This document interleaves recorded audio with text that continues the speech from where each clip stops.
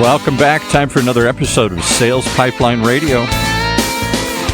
Grab your board. Let's swim out into that sea and see if we can follow Matt Heinz' lead as he catches that sales pipeline. How we doing, Paul? Struggling with my system a little here today, so I'm going to keep the banter to a minimum. That's my struggle every day. And by system, capital S, there's lots of systems, Paul, in the world. Always a struggle. Well, it is the beginning of calendar year Q3. For those of you that are on a July to June, happy fiscal new year. Happy Q3 to those of you on a calendar year. My goodness, half of 2019 already in the books, and hope everyone who is starting the month, the quarter, or the year fresh is starting strong and has a good plan and ready to make adjustments as you go. Thanks very much for joining us on another episode of Sales Pipeline Radio. We are here every week live on the Funnel Media Radio Network at 11:30 Pacific, 2:30 Eastern. Thank you for those of us joining us in the middle of your workday. Also excited to have those of you that are listening from the podcast. We are now over 100,000 listeners, Paul. We continue to grow. It's amazing. Love all the love we've been getting from the sales and marketing community. So thank you so much for listening. And every episode of Sales Pipeline Radio is always available past, present, and future at salespipelineradio.com. We are featuring some of the best and brightest minds in the sales and marketing world. Today is absolutely no different. I am really excited, Paul. I don't know if you knew this. We are today. It's Heinz Marketing talking to Heinz Marketing. We haven't done this in a while. We usually have external guests, but today, very excited to have with us Josh Baez. He's the client engagement manager for Heinz Marketing, Inc. Josh, thank you very much for joining us. Really happy to be here. You say best and brightest, and then also there's me. So no, that's not true. That wouldn't be fair. So Josh has been with us. Boy, how long have you been with us now, Josh? It's been like coming up 4 in September. Holy crap.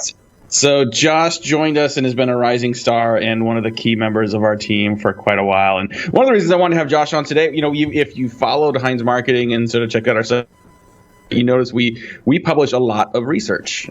We do a lot of research on various topics in the sales and marketing world, and Josh and his team really have been driving a lot of that research and execution. So I thought it'd be a good opportunity to talk a little bit about the importance of research and commercial insights in the market today, what some best practices and pitfalls are related to that, because I think we see more and more companies that are thinking, okay, like if we're going to challenge the status quo of our prospects, we really got to think about like what that looks like. And yeah, you can find some good insights out in the market, but you might as well create some on your own as well. So Josh, you really have driven a lot of the research we've been producing over the last couple of years. So, obviously thank you very much for that.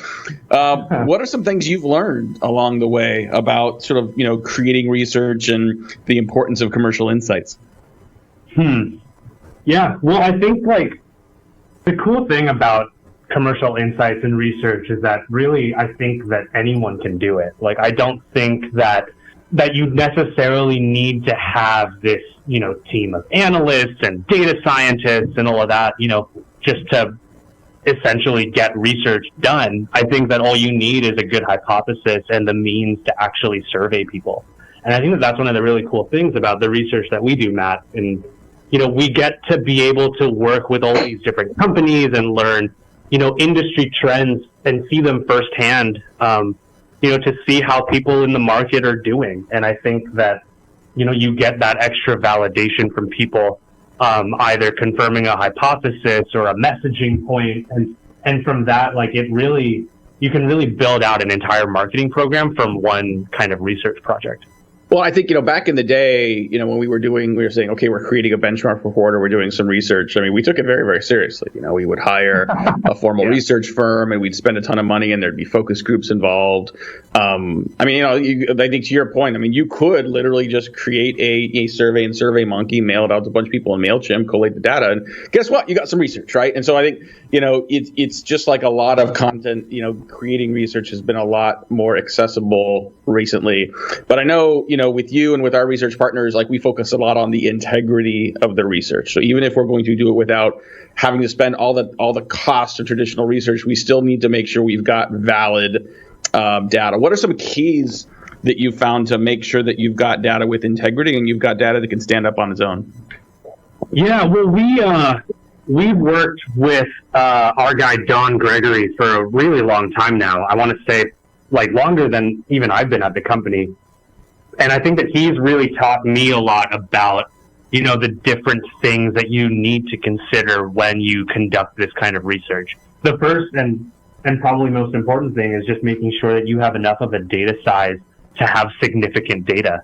And I'm no data scientist, so I'm probably butchering, the keys that you need for data. But I think that to speak to what that means in terms of data significance is you need to have enough of a sample size to be able to actually make calls and make conclusions about the data that you get back. Otherwise, if you're surveying 5 people and 2 of those people say one thing and 3 of them say another, that's not really significant. You can't really make a basis that an industry is moving a certain way based on a sample size of 5 people. But if you have a sample size of, say, 200 to 300 people, you have a much better chance of having some kind of salience with the people that you're trying to message and having some kind of meaningful size, behind what you're actually talking about. So I think that having that significant data is really key for this. Another second point is having a hypothesis, one that you might have a hunch about, you might not necessarily know fully about, but at least to help guide that storyline and to help guide, the kind of questions and answers that you want to uncover. We've done a ton of research, everything from buying committees to the generational differences between millennials and the rest of the buying committee, how the C-suite engages, the buying decision, content trends, ABM, personalization, marketing automation, you name it. And we've probably done a research report about it. And I think that the driving factor behind all of those research reports is that there was some kind of through line, a very clear understanding of what we wanted this research to uncover. And I think that when you can really explicitly state what you want that through line to be, you'll be in a much better position to then write your questions and write your abstract. And the research report that comes out of it it becomes much easier to write something like that. Yeah, that is such an important point. Talking today on Sales Pipeline Radio with Josh Baez, one of our own. He's one of our client engagement managers and has been really, spearheading a lot of the research you see coming out of our shop over the last year plus. We're talking about sort of what it goes into creating good research, valid research that can stand up. We're talking about statistical significance. I love your point about the through line and having a sense up front about what you want to say. The other pitfall that I often see people do is say, well, we're just going to go ahead and write the survey ourselves. It couldn't be that hard, right? There really is a science to writing a questionnaire, especially to make sure you're not leading the witness. So back to the concept of creating research with integrity, making sure we're creating questions that are objective in nature. There's really a science to that. Talk a little bit about how important that is and what are some keys to getting that done. Yeah, I think that the question writing is probably it's obviously the most important part of doing any kind of research. The way that I've started to go about it, again, Don Gregory is the guy who really kind of taught me how to write these kinds of questions. And I think that it's really just a matter of putting on your objective glasses and kind of like what you said, Matt, you're not leading anyone toward the specific answer. So instead of asking someone do you think content is good to have? And then having them answer it that way, you would rather ask how important do you believe content is? And so it's just those kind of tiny tweaks to the way that you write questions where instead of putting in, a thought that might interfere with someone's original answer, you give them more of this objective, very cold, very unempathetic kind of approach to question writing. Well, there's, we've been told that breakfast is the most important meal of the day, and that actually it does not come from research. That comes from an advertising firm. There was an advertiser trying to create more demand for cereal and went out and basically asked doctors. They says, do you believe people should eat breakfast? And most of them said yes. And then they asked the question, do you believe that breakfast is important? Well, yes, of course. And so that's where you say 4 out of 5 doctors agree that breakfast is important. So I think you can ask the wrong questions and obviously get to a place where you're sort of leading the witness. And I think, look, any good person looking at research should probably pay attention to where it comes from, how many people did it come from, what kind of questions were asked. And we've had the opportunity now to create research that is sort of benchmark year over year. And this is where it gets really interesting as well, where you can ask the same questions year over year and get a sense for how the market is shifting. Talk a little bit about the advantage of creating that sort of annual opportunity to create an annuity and a benchmark and a history of data to just sort of amplify the impact of those commercial insights. Oh yeah, I think that's probably one of the coolest things that you can do with research. You can how trends either increase, decrease, or stay the same year over year. We just did one with one company about, marketing automation and how trends within that kind of ecosystem have changed or actually stayed the same from last year. And I think it's really cool to see as needs continue to grow for marketing and as we as marketers continue to evolve our processes and as businesses start to experience more of this digital transformation in this age of new and improved technology, you get to see trends change much faster. And I think that having that background of how things were a year ago to how they are today, you can really explicitly communicate to your readers just how important a trend like this would be. You get to see things like the rate of change and how important it is for companies to be ahead of that curve. Otherwise, they risk, falling behind. One thing that I thought was really interesting was we were looking at how people view content and content marketing and that content experience. And we saw that when surveying people between, the importance of having content versus the actual effectiveness of their content, the gaps are just crazy wide. And we saw that technology, specifically that technology industry, has the widest gap of all of the industries that we surveyed. And so I think that, being able to see how these trends are changing, not just in technology, but in everything, you get to see how things change and how fast, you really need to act in order to stay ahead of the curve and ahead of the competition. Well, there's certainly a difference between sort of a single statistic, which can be valuable, and a trend, right? And when you can establish a trend line, from a commercial insight standpoint, you can communicate that a market is changing. One of the best sales decks I've ever seen, instead of starting with the pitch, instead of starting with the demo, brought up an insight, showed a change to the market, and showed that the market was shifting over time. And it really pointed out that based on this shift, people that were in a steady state, people that were in a status quo moment, there were going to be winners and losers based on how you reacted to that change in the market, right? And this is a big part of where that commercial insight can really become valuable. You mentioned through lines before and knowing what you want to get across. Talk about objectives. I mean, I think a lot of people, when they think about research, they think, okay, they have a perspective in terms of sort of how they think they're going to use it. But talk a little bit about the process of identifying an objective and identifying that through line up front. Because, you mentioned how important writing the questionnaire is, and I totally agree with you. But knowing why you're doing something and what message you want to say, almost writing the headline of a press release in advance, critically important. Talk a little bit about that process. Yeah, whenever I go into a survey project, and this, we typically have at least the idea of what we want to talk about, and whether that be content or videos or marketing automation, things like that. And I think that my first step is to always meet with the client and really understand, what is it that you are really trying to uncover here? Are you trying to see importance of something? Are you trying to see the effectiveness or the gaps? Or are you trying to shift the industry to start thinking about a product differently than how they're thinking today? And in addition to that, you need to understand who your actual audience is. Do you want this research report to be for consultants? Do you want it to be for managers? Do you want it to be for directors or for the C-suite? Because whoever you decide to promote this research to, you need to make sure that the questions are questions that would be relevant to that kind of audience.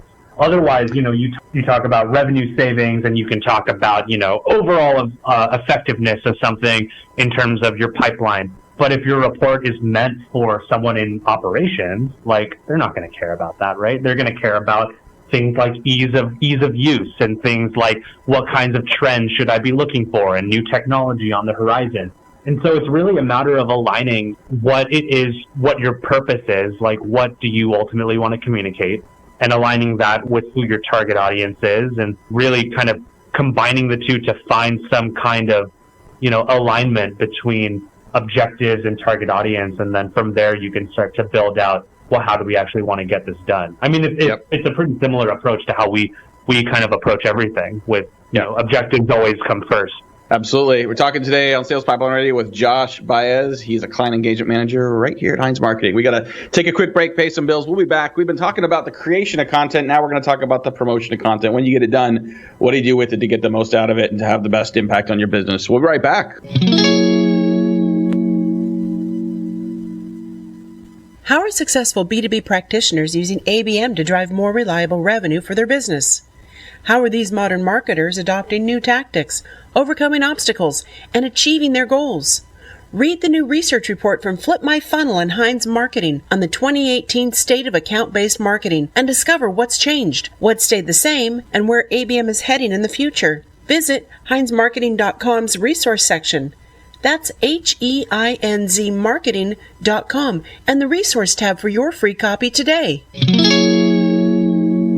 All right, back with Matt and his guest. Matt and his guest. Thank you, Paul. Hey, but we didn't really talk about the weather. You got any beach drizzle down there? This, is it now that it's summer? Is it finally gone? No, it was horrible this morning. It was all fogged in, and I wanted to just turn around and stick my head under the blanket. Walk back in my flip-flops and in my note. But yeah, terrible. The beach drizzle will be back, I'm sure. Don't worry about it. It's nice now, though. It finally burned off. We just have to wait a few hours. You kind of have to pull the cover over your head and just regroup and wait for a couple hours. Our guest today is probably just fine with beach drizzle. Christmas is his favorite times of the year. I think when the weather gets a little darker, a little colder, when it's sort of inside weather, to huddle up and enjoy the holidays. Josh, am I talking your jam now? I was about to say, you're speaking my language, Matt. See what I'm saying? Well, I mean, as we record this, I mean, it's the beginning of July. Looking outside, like it's overcast. It's going to rain. This is not the kind of summer weather that most of us signed up for here, even in Seattle. But we're got a few more minutes here before we got to wrap up with Josh Baez. He's client engagement manager here at Heinz Marketing. We've been talking about best practices for creating and executing research to create some commercial insights to drive your business. And, when you think about objectives up front of what story you want to tell, I think it's also important to think about like how you're going to communicate that.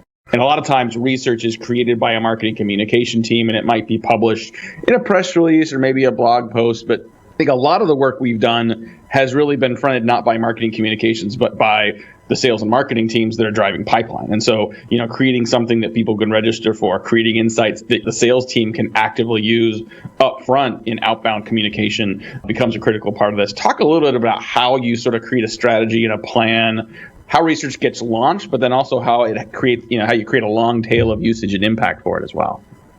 Oh man, I think research is really cool because it has such a long tail. I mean, you can use research for months and months after you conduct it. And that's such a cool thing with this kind of content. And then from that research, you basically have your own content strategy.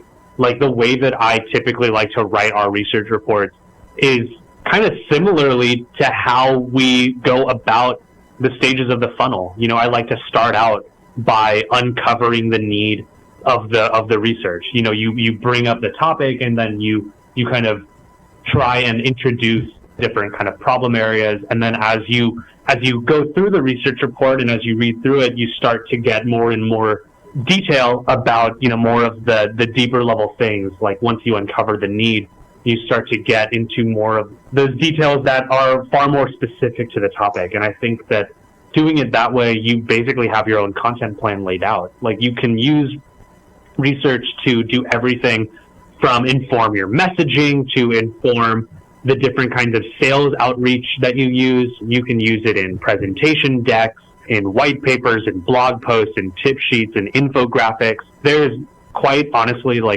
an endless, resource of content that you can create using these kinds of research reports.